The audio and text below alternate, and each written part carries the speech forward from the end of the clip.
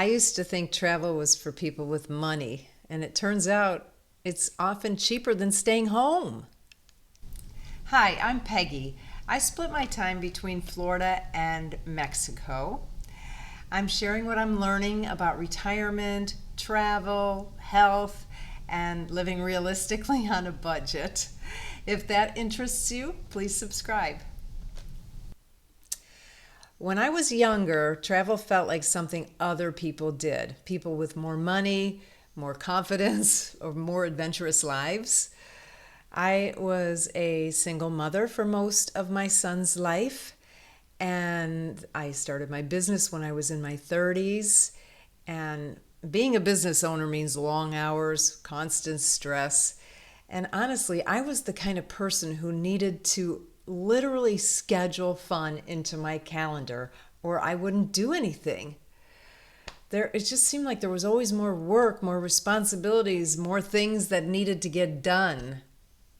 For a long time, I deluded myself.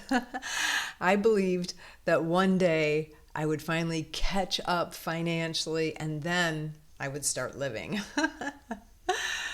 My mindset started changing because of one trip.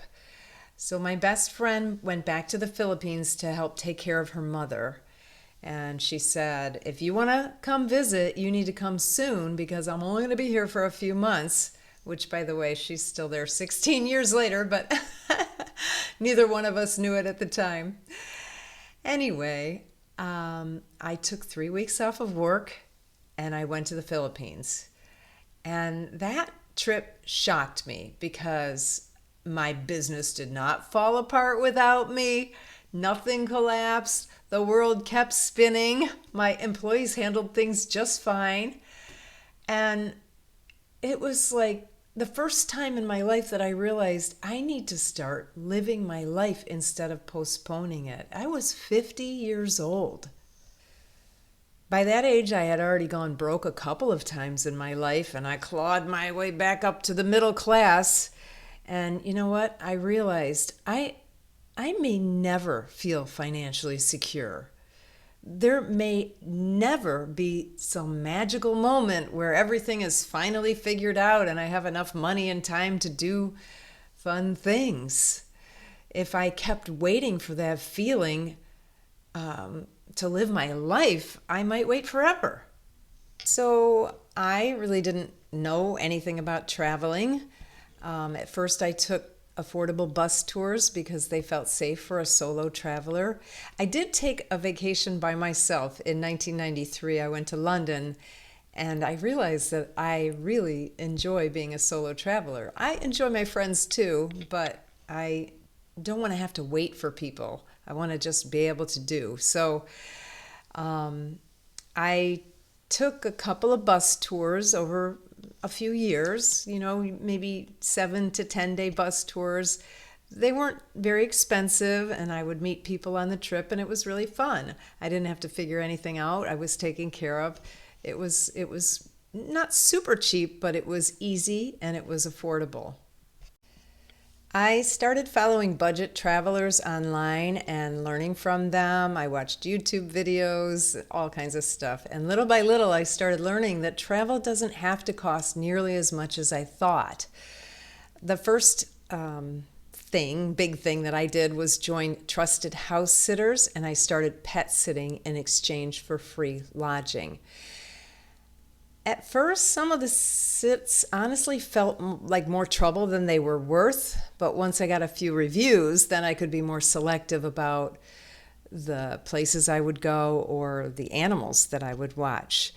As an animal lover, it was a perfect gig for me because, well, it still is at times.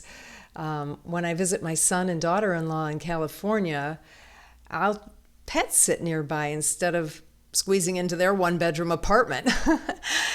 And one of my favorite memories, the last time I was there, I was close enough that my son came with me every day and walked the dog. There were no distractions, no rushing around, just time with my son. And that made this mama very happy.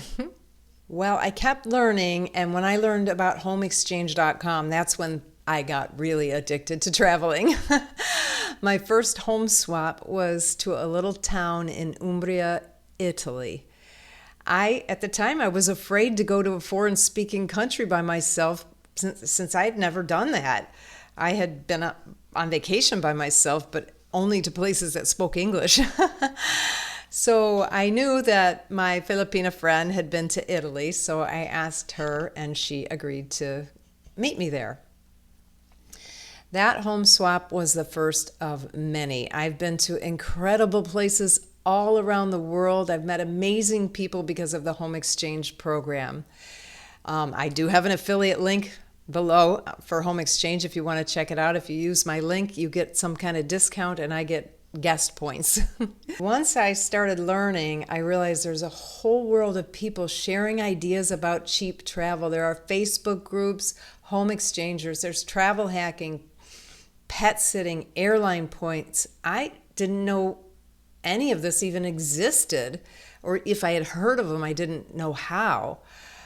For example, I just took the auto train. I was up visiting a friend in Maryland and I took the train from Virginia back to Florida. I paid for it with credit card points, so it didn't even cost me any money. If I would have had to drive all the way back from Maryland, I would have had to have hotel costs and gasoline. I never would have thought of that on my own. There's a whole world of travel ideas out there. You just have to go on the internet and look for them.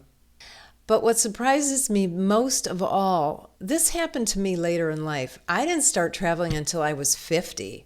I became braver in my 60s than I was in my 30s. I don't want to postpone my life anymore. I put my life off for too long. Now I'm 67. Who knows how much longer I'll be able to do these things? I don't want to slow down at this point. Honestly, learning to travel cheaply didn't just change how I vacation. It changed what I believe is possible for my life. It opened up the world to me. And somehow, all of this eventually led me to buying a house in Mexico, which is another story.